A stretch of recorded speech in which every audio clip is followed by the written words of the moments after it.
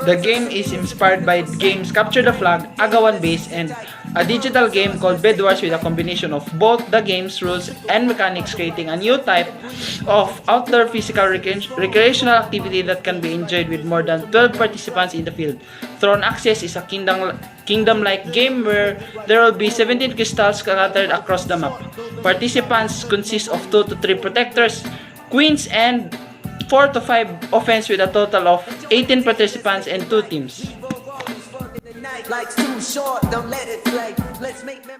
Before the game will start, a minigame called Rock, Paper, and Scissors must be played to determine the teams of each pair, where the winners will be the other team and the losers will be named the other team as well.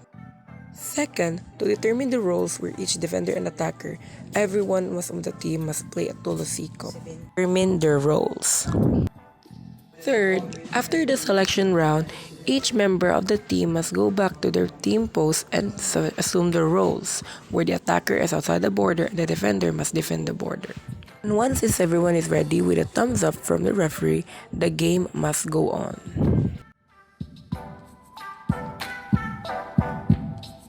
Now that the game is ongoing, enemy base attackers can now collect crystals and may infiltrate bases as needed to attain as much crystal as possible. Number 5. Tagging in the shoulder is a simple means for disabling enemies. Attackers must prevent themselves from being tagged, and conversely for defenders who will try ways to tag enemy attackers in the shoulder. Number 6. Tagging outside the shoulder that will result in serious foul and fault or injury is prohibited and are considered as violation.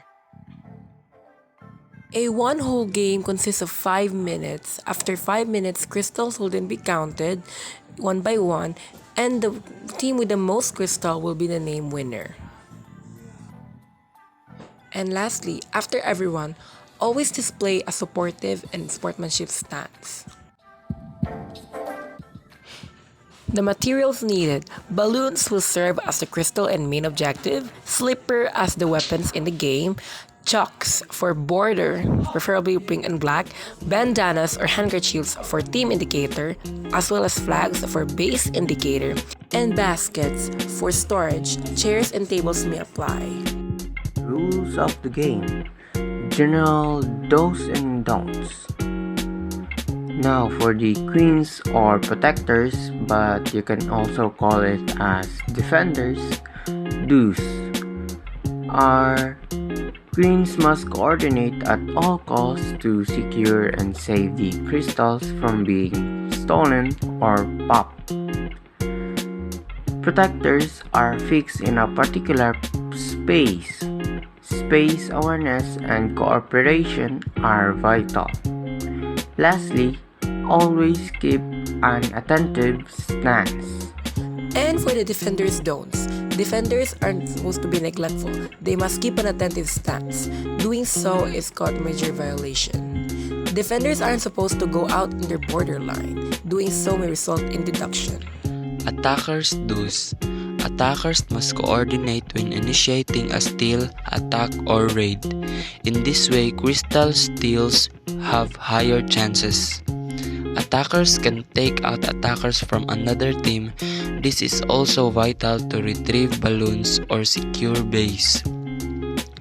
Once taken out, you must submit to the ushers and return to your base after 10 seconds of disablement.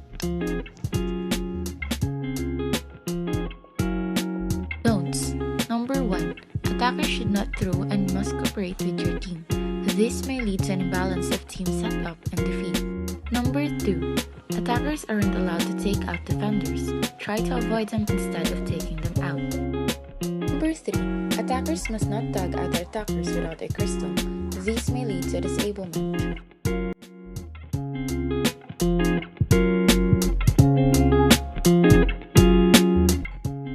Violations: hitting an opponent everywhere in the body except the left shoulders intentionally or unintentionally using the slipper weapon will result in disablement, knockdown, a -1 score deduction. Tagging an attacker, if you're also an attacker, without having any crystals will also result in disablement. Knockdown. Defenders who get out in the 4x4 radius base, resulting in a -1 score deduction.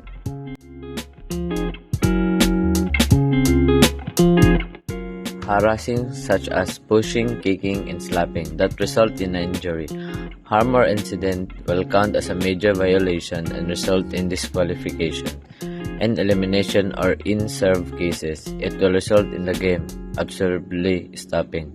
Going outside the game environment or escaping the game will result in elimination disqualification. Not participating actively result in -2 points deduction.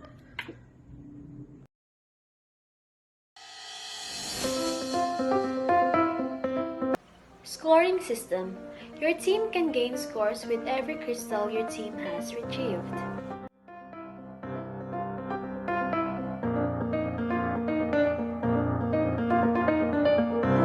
The selection of winner must occur after every gameplay, where each crystals will be counted one by one, and the team who gains more crystals of the rooms will be the named winner.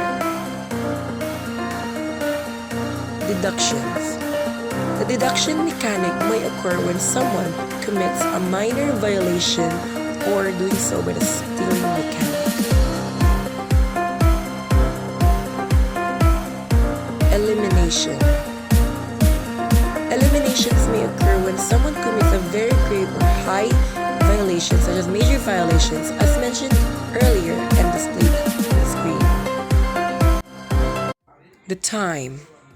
Each gameplay consists of 5 minutes, where in that 5 minutes, the game is currently ongoing and everyone must compete to get the most crystal as possible until the game ends, or until the time has concluded.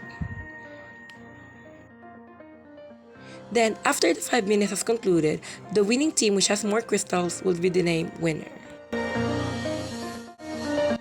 Whoa, you have made it this far. I'm sure that you have understood this game. Now, before I end this video, I'm gonna show you a demo of our game.